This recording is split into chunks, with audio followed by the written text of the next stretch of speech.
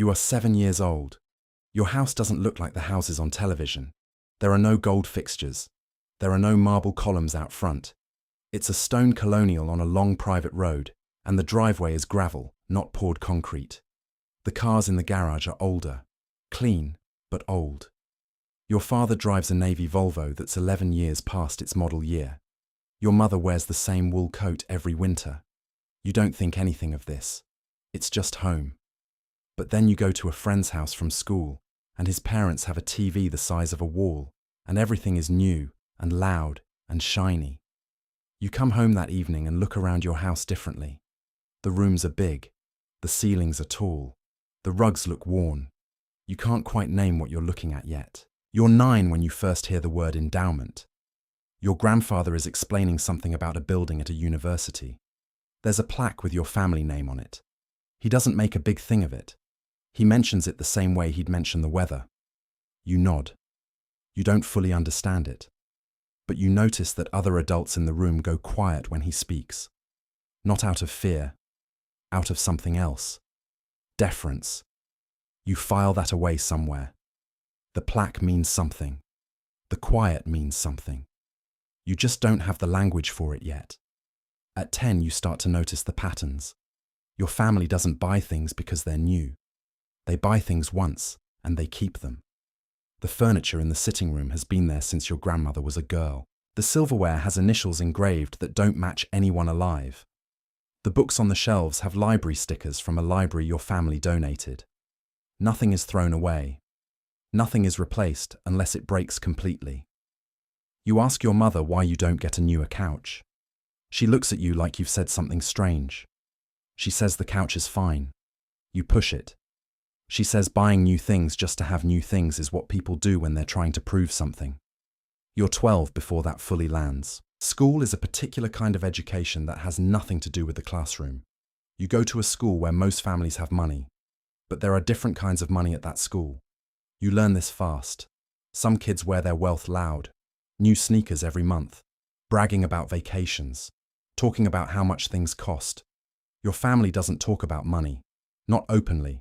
Not in front of others. At home, money is discussed plainly when necessary, like a utility. But outside the house, it's invisible. You don't show it. You don't mention it. You especially don't compare. That's the first rule, even if no one has said it outright yet. The second rule is about who you know. Your parents know people. Quietly.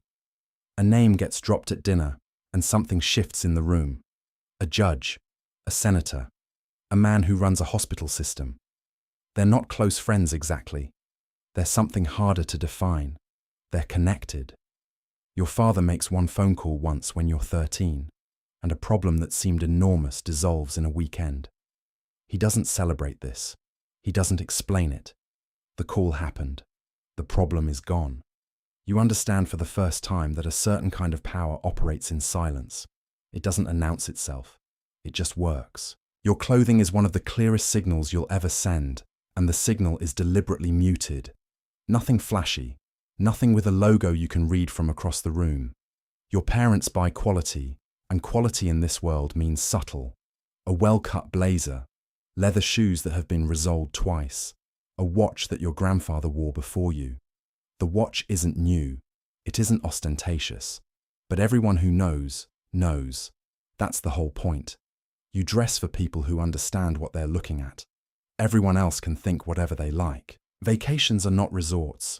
Resorts are for people who want to be seen relaxing. Your family owns a house on a lake. It's been in the family for 3 generations. The dock is old wood. The boat is a small wooden thing that your father maintains himself each spring with varnish and patience. There's no staff when you're there. You make your own beds. You cook your own meals. You chop wood for the fireplace in October.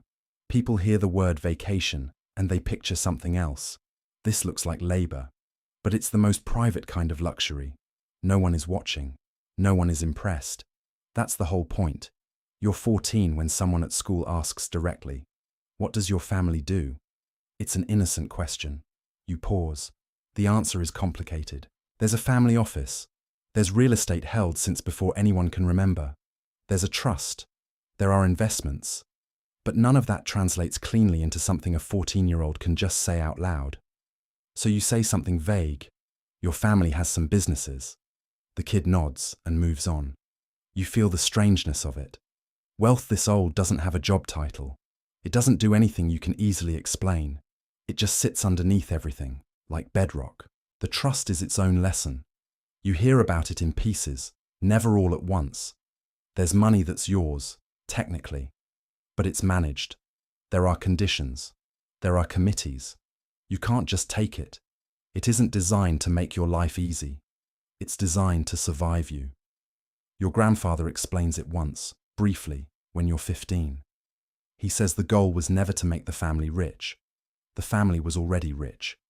The goal was to make sure no one generation could wreck it for the ones that come after.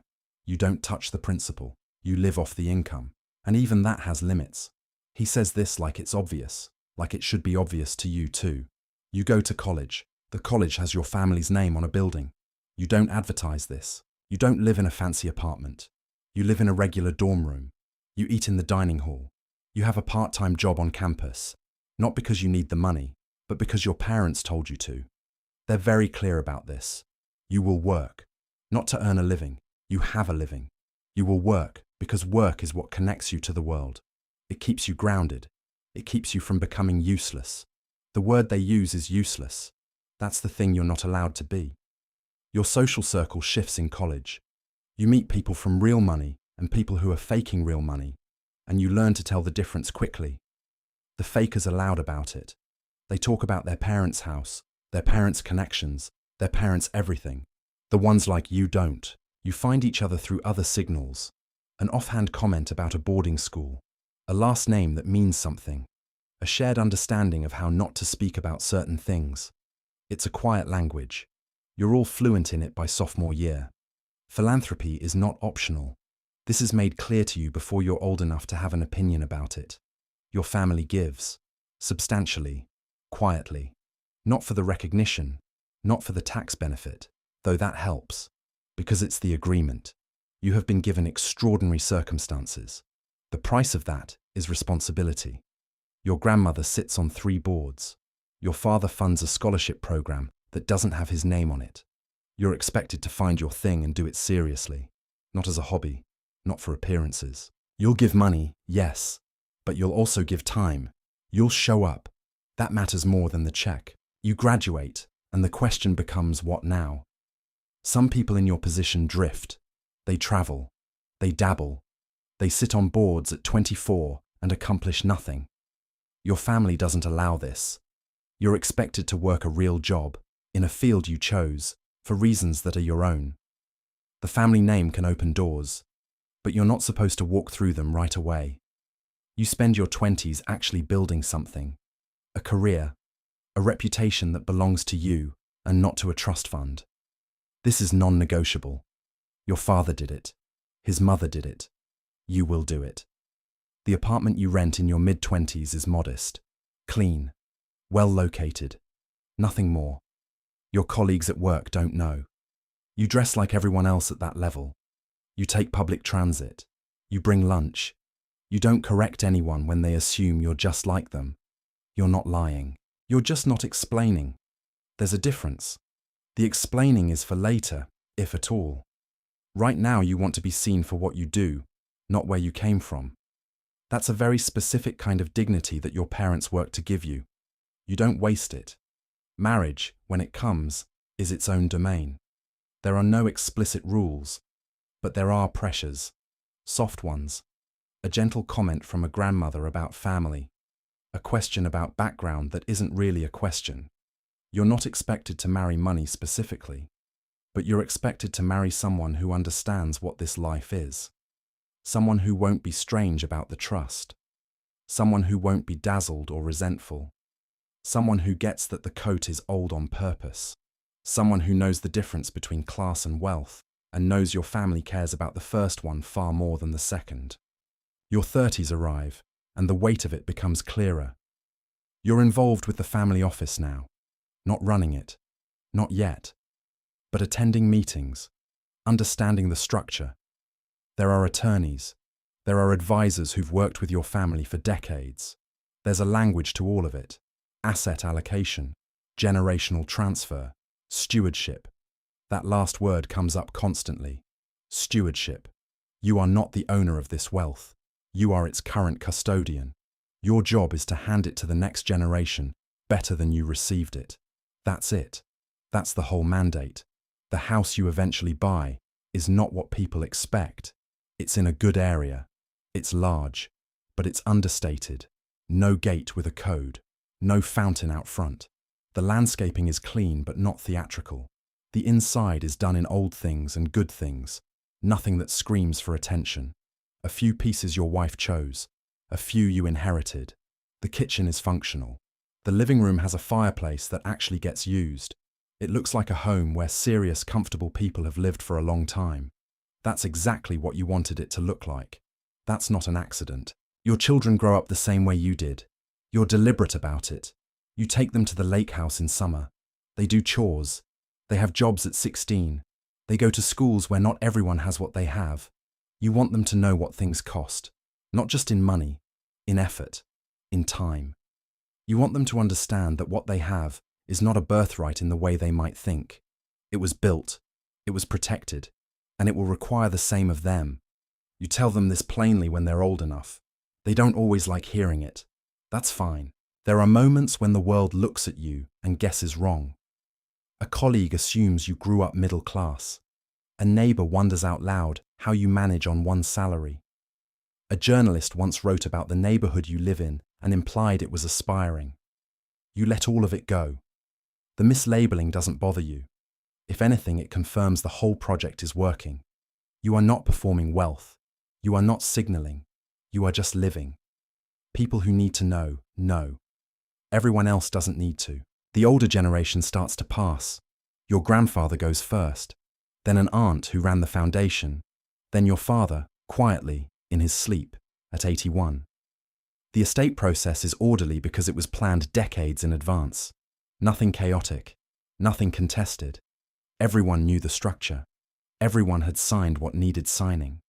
The grief is real and separate from the logistics.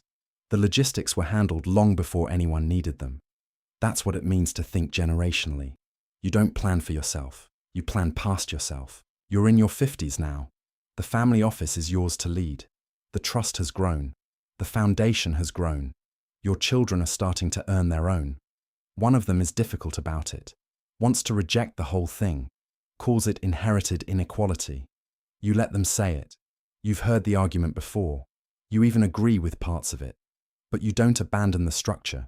You don't dissolve anything out of guilt. You redirect it. You give more. You give differently. You push the foundation toward harder problems. You make it earn its place in the world over and over again. The coat your mother wore every winter eventually passed to your sister. It's been resoled, relined, rebuttoned. It still looks like a coat that belongs to a serious person.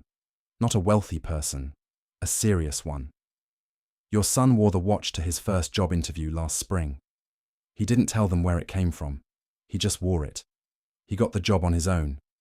He called you that evening and you talked about other things mostly. Before you hung up, he mentioned the watch.